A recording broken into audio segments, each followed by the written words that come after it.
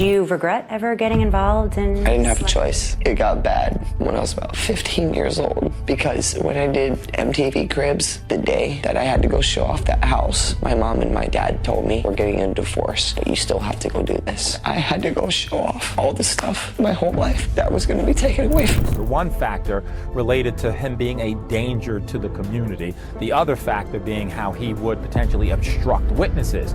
Now, critical in the prosecutor's arguments at those previous hearings was the fact that there's this tape that everyone has seen, and they said, prosecutors did, that tape was in the context of a freak-off. It was in the context of sex trafficking. Oh, honey, buckle up because the tea just got scorching.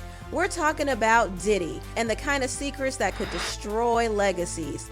Shocking claims just exploded across the internet, and baby, they're pointing fingers straight at Sean Diddy Combs for what he allegedly did to none other than Aaron Carter. And get this, his legal team panicking. Full-blown crisis mode behind closed doors. They're sweating bullets trying to hold the whole house of cards together.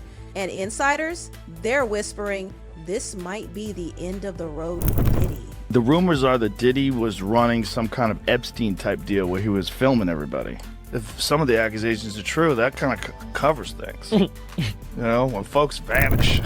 Now let's talk about Aaron. Officially, the story we were fed was that Aaron Carter drowned in his own bathtub back in 2022. But let's get real.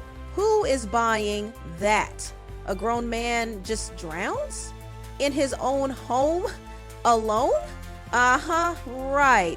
The internet wasn't having it then, and they're definitely not having it now. And here's where it gets downright chilling. Rumors are swirling that Aaron Carter was gearing up to expose some seriously nasty stuff about Diddy, like full-blown freak-off party secrets that were about to hit the light. Partied with Diddy.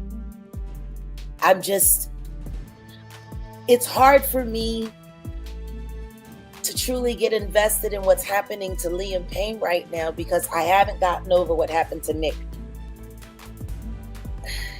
Nick's brother, Aaron Carter. Right. A lot of people keep forgetting Aaron Carter was begging for help, begging for independent financing, begging for security. This was 3 years ago, mind you. But before Aaron could go public, poof, gone, just like that. Are you feeling the chill down your spine? Because the timing is too perfect. Now people are stepping forward.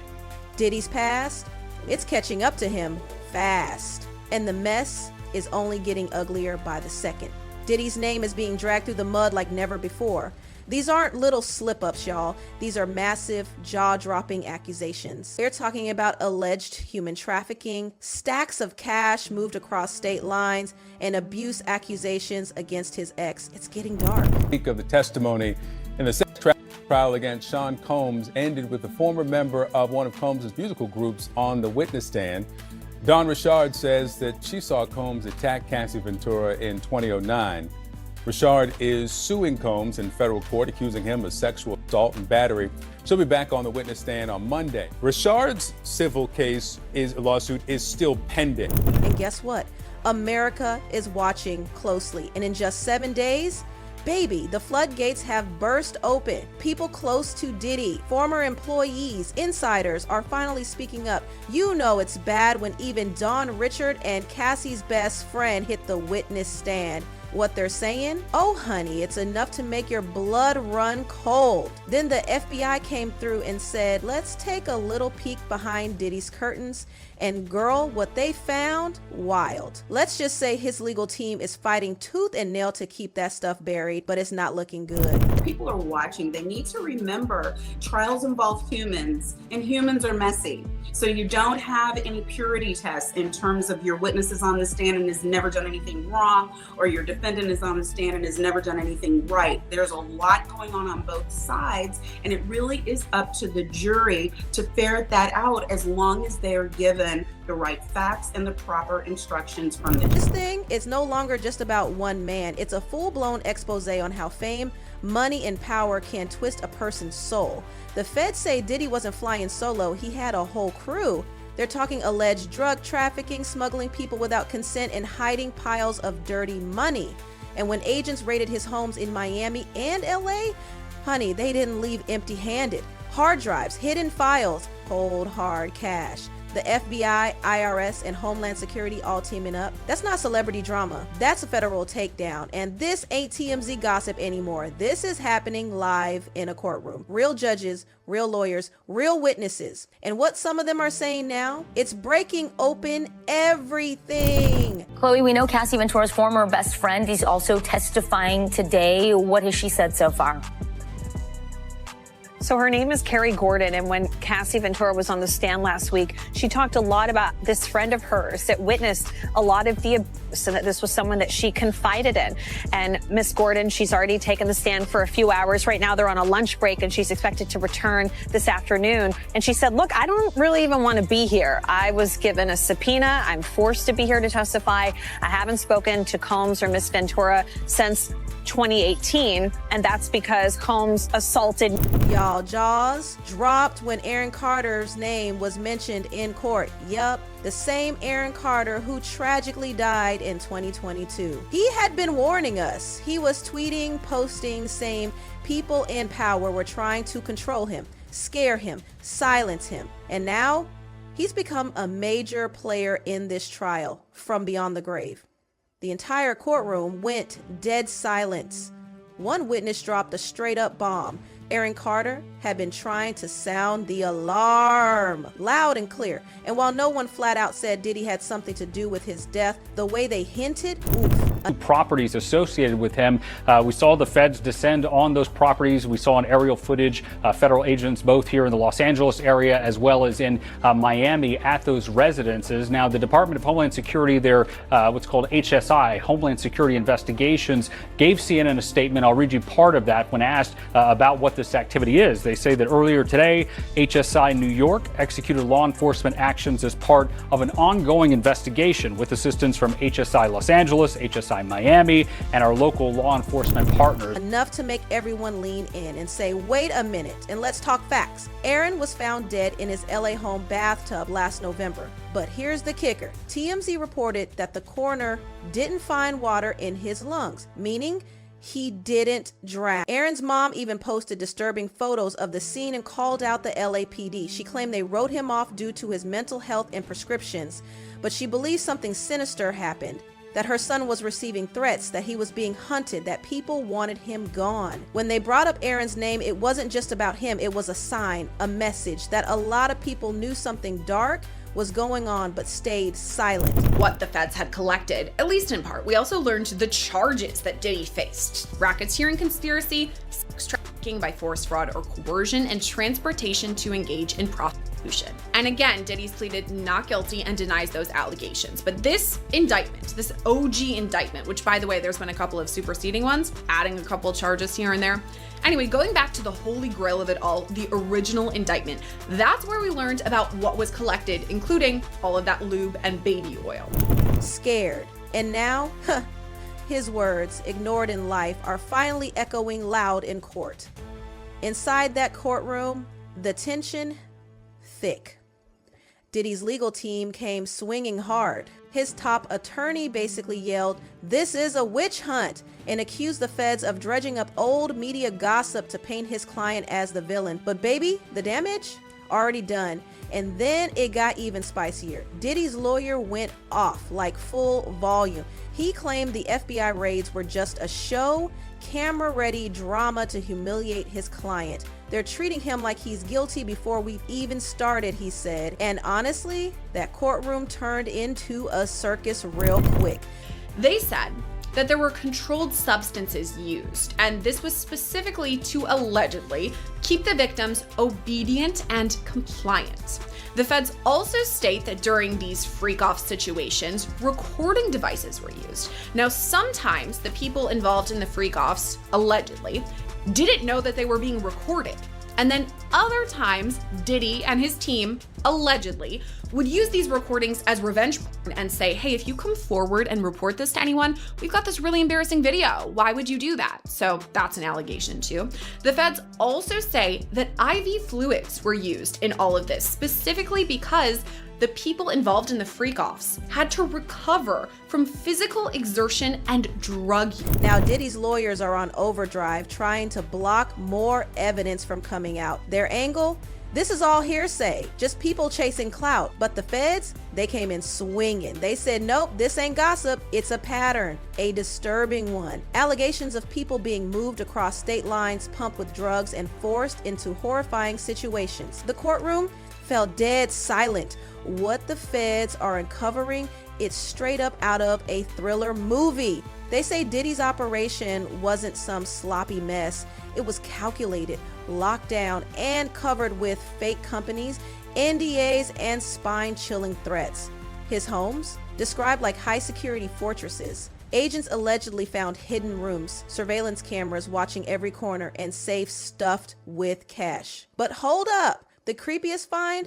A document labeled "Do Not Talk About," filled with names and numbers. What were they hiding? My Twitter, and I see people saying, you look like you have AIDS, you should go die. I don't understand how I dedicated 22 years of my life to my fans, and now they turn on. Who were they hiding? Now grab a seat, because one of Diddy's own former bodyguards has flipped the script. He's testifying against him. And he's not alone. A hotel security guard backed up Cassie's story, confirming that parts of her horrifying claims were absolutely legit. One by one, the people who used to protect Diddy, work for him, stand beside him, are now lining up to tear his empire down brick by brick. What we're seeing isn't just testimony, it's a massive puzzle finally snapping into place. And that picture, it's horrifying. Now let's talk digital dirt. The agents didn't just find paper trails, they uncovered entire hard drives, secret phones, and private folders stashed on Diddy's computers. Aaron Carter was found dead in a bathtub in his home in Los Angeles last November. Since that time, TMZ has reported the LA County coroner did not find water in his lungs, meaning he didn't drown. Carter's mother, Jane Schneck, posted photos on Facebook that show the bathroom where her son was found. She wrote on Facebook, "Because of my son's mental illness and prescription drug issues, they, the cops, just wanted it to be something easy that they didn't have the time or inclination to address." Schneck wants a more thorough investigation. She wrote that her son was receiving threats from many people, and she believes there were people out there who wanted to harm him.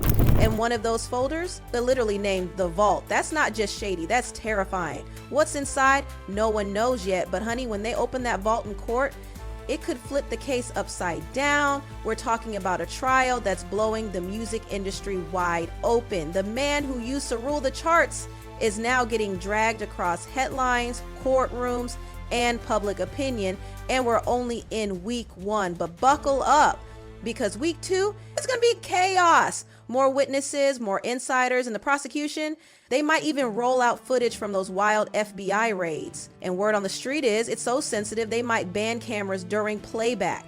That's how real it's getting. They haven't come back with toxicology results yet. So at this point, and as you know, medical examiners and coroners are, I don't want to use the term notorious, but it takes time for these things to be fully realized because these tests take time. You don't, in a death investigation, you don't want things hurried up. And it seems as though some parties that are involved in this case want it sped up. And that's the most dangerous thing. Now here's where it hits bizarre levels. Diddy's lawyers, they're out here claiming the infamous freak-off parties were consensual fun. They literally argued, and I quote, "A love of baby oil is not a federal crime." What? They're spinning the narrative so hard it's making heads spin in the courtroom. Then there's Carrie Morgan. Remember her? Cassie Ventura's former best friend. Oh, she's about to take the stand. And prosecutors are ready. She was there before Cassie even met Diddy and stayed close for years until Diddy allegedly assaulted her. That moment, It ripped their friendship apart. Now Carrie's stepping into the light to corroborate some of the darkest things Cassie ever said, and that's not all. Diddy's case causing online chatter over the shocking discovery. The rapper's attorney telling all to TMZ as the outlet dives deep into the ongoing trial in their documentary, The Downfall of Diddy, The Indictment, streaming on Tubi. They're essentially saying it's a lubricant for an orgy. I guess. I don't know what you need 1,000. One bottle of baby oil goes a long way. I don't know what you need 1,000 for. Yeah, it's the number of bottles going viral on social media, with Diddy's longtime nemesis, 50 Cent, dropping this meme on X. Prosecutors are lining up more names, former assistants, chefs, and even an escort. Yep. They're leaving no stone unturned. And then there's Ventura's own mother. She's expected to testify this week too. And if her story matches Cassie's, it's game over. Meanwhile, Diddy's lawyers are scrambling. They're crying foul, insisting the evidence is fake, twisted, or taken out of context. They're begging the judge to keep certain court docs sealed. But too late, honey. The court already revealed some photo evidence, and the internet is losing it. One picture allegedly shows Cassie with a fat lip after a 2016 hotel assault. And those weren't just paparazzi rumors. These came from official files. Then it got even darker. Prosecutors asked witness Rashard if he has a big house. He buys in bulk. I think they have Costco's in every place where he has a home. Have you sat in a parking lot of a Costco and see what people walk out of there with? TMZ reached out to Costco. Their rep says none of their U.S. locations carry baby oil. He believes he's innocent. I believe he's innocent. And we're going to fight this case with all of our might until we don't have to fight any longer. We're not giving up by a long shot. I told Mr. Combs I'm going to try and get his case to trial as quickly as possible. I don't think it was 1,000. Let's just say it's a lot, okay? if Diddy knew about certain discussions. Her reply, yes. And when they asked how Diddy reacted, Rashard told the court, he said, "Stay the S-L out of my relationship. Y'all expleets are here to work." That's right. That's what she claims he said. But it gets worse. Rashard also testified about a 2009 skillet attack on Cassie. She said Diddy told them afterward, "She's fine, and if you say anything, people could go missing." Prosecutors asked her what she thought that meant. Her answer, "We could die." Can you even imagine the tension in that courtroom? It was ice cold. And Carrie Morgan, she finally took the stand. 20 years of friendship with Cassie, and she told the court about the night in 2016 when Diddy allegedly showed up to Cassie's home, banging on the door with a hammer. They didn't open it, but the terror, real. Critical to his denial on bail were really two factors. The one factor related to him being a danger to the community. The other factor being how he would potentially obstruct witnesses. Now, critical in the prosecutor's arguments at those previous hearings was the fact that there's this tape that everyone has seen, and they said, prosecutors did, that tape was in the context of a freak-off. It was in the context of sex trafficking. It was in the context of him being violent as it related to that count in the indictment against Miss Ventura, right, who's referred to as victim one. Their friendship ended in 2018 after Carrie says she was assaulted by Diddy. And when she told Cassie, Cassie allegedly said she was exaggerating and milking it. That betrayal, it cut deep. Now here's the cherry on this crazy Sunday. Rumors are flying that more big-name celebs might be dragged into this trial. That's right, A-list stars, people we've seen on stage, on red carpets, in music videos. Some might get called to the stand as early as this week. The industry is shaking, and while this full-blown court storm is raging, guess what? But here now comes the defense saying, hey, by the way, the prosecution has misled you, court. This had nothing to do with a freak-off, as is alleged, which were the parties that he was allegedly having, that is P. Diddy, with all of these instances going on with coerced sexual activity, etc., had nothing to do with that. It also had nothing to do with sex trafficking. This was a domestic dispute. Now, it doesn't make the violence in the tape any more tenable, right? Violence is violence, it shouldn't have happened, but it gives it context. Now, when you get down to the manipulation of the tape, the reordering of the tape, did you mislead the court? If they did, that's a factual question. A judge won't be too happy. Second brief point, and that is, they're also arguing, the defense team, that there's the issue concerning his ability to prepare and be ready for trial. If you're going through and rummaging through his notes and other records that are attorney-client privileged and peeping at them and looking at them and using them against them, how could he prepare for trial? Diddy's twin daughters were spotted living it up at their senior prom in LA. Sparkly red gowns, matching corsages, glowing smiles, as their dad battles a federal trial across the country. It's given surreal, two completely different worlds playing out at the exact same time. Sean Diddy Combs, once the untouchable titan of music, is now missing those precious moments in his kids' lives, all while his name is splattered across headlines, FBI files, and courtroom transcripts. And let's be real, it's still way too early to tell how this chaos will end. But what we do know, week one of this trial shattered everything. The public's not just watching, they're glued to every update. It was confirmed that Diddy was truly deeply evil. The evidence was right there. It was the final piece of the puzzle, revealing that Diddy had spent his entire life taking advantage of others to the point where his music empire was nothing but a front for his sick obsessions. At the same time though, Diddy's arrest somehow created a lot more questions than it answered. We all knew he was a bad guy.